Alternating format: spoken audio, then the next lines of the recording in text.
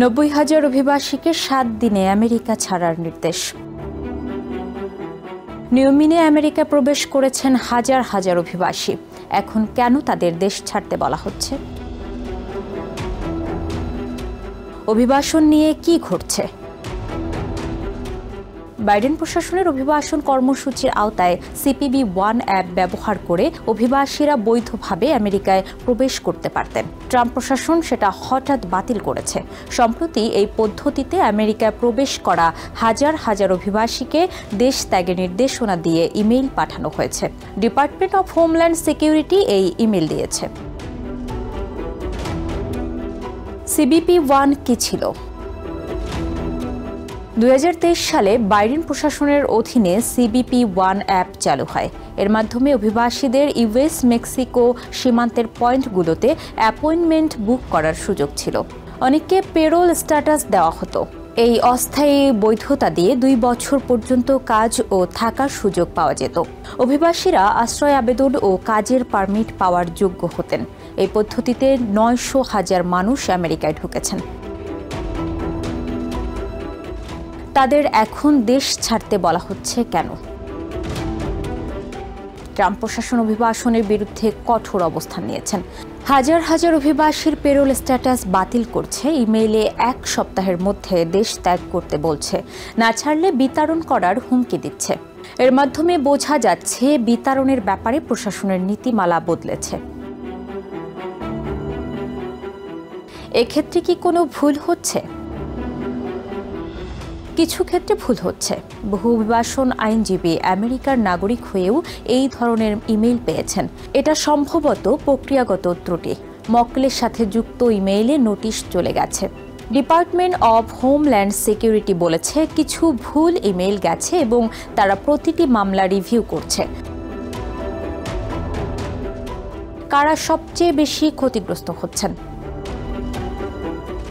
এই পদক্ষেপের ফলে সবচেয়ে বেশি ভুক্তভোগী হচ্ছেন নিরপরাধ অভিবাসীরা। বিশেষ করে হেইতি, কিউবা, নিকারাগুয়া, ভেনেজুয়েলা, আফগানিস্তান এবং ক্যামেরুন থেকে আসা মানুষ ক্ষতির মুখে পড়েছেন। ক্ষতিগ্রস্ত হচ্ছেন নিউইয়র্ক সহ বিভিন্ন শহরের আশ্রয়কেন্দ্রে থাকা পরিবার ও শিশু। এছাড়া অ্যারিজোনা, কলোরাডো, ওহাইও সহ বিভিন্ন স্টেটে থাকা অভিবাসীরাও আতঙ্কের মধ্যে পড়েছেন, যদিও তাদের অ্যাজাইলাম মামলা চলছে।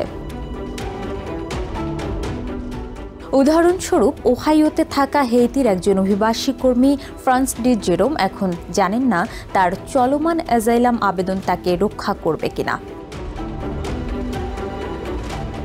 ওয়ার্ক পারমিট আর বৈধ অবস্থার কি হবে?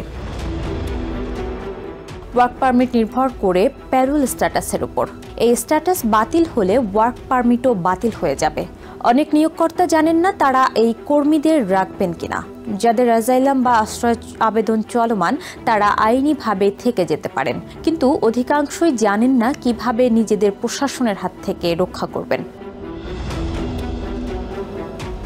CBP-1 এর বদলে এখন CBP হোম কি?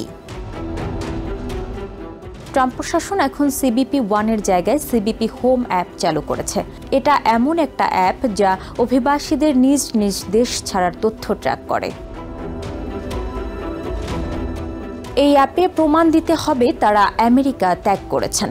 সমালোচকদের মতে এটি এক ধরনের আত্মবিতাড়ন। এই ব্যবস্থায় অভিবাসীদের দেশ থেকে বেরিয়ে যেতে বাধ্য করে। আইনজীবী ও মানবাধিকার সংস্থাগুলো কি বলছে? তারা বলছে এসব ইমেইলগুলো আক্রমণাত্মক ও বিভ্রান্তিকর। অনেকেই ভয় পাচ্ছেন এবং আইনি অধিকার থাকা সত্ত্বেও দেশ ছেড়ে চলে যেতে পারেন। এর মাধ্যমে অভিবাসীদের আইনগত প্রক্রিয়া ছাড়াই চাপের মুখে ফেলা হচ্ছে। এখন কি হতে পারে?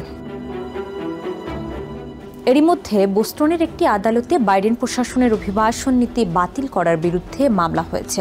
নতুন করে CBP-1 অ্যাপ ব্যবহারকারীদের নিয়েও আইনি লড়াইয়ের প্রস্তুতি নিচ্ছে মানবাধিকার সংগঠনগুলো। বর্তমান পরিস্থিতিতে চরম অনিশ্চয়তা তৈরি হয়েছে, বিশেষ করে পরিবার, কর্মী ও নিয়োগদাতাদের জন্য। শেষ কথা,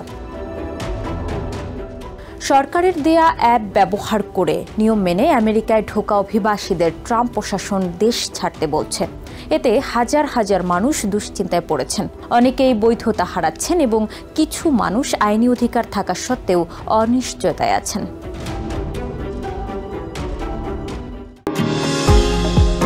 নিউ ইয়র্ক থেকে সম্প্রচারিত TVN 24 টেলিভিশন বিশ্বজুড়ে বাঙালির কণ্ঠস্বর।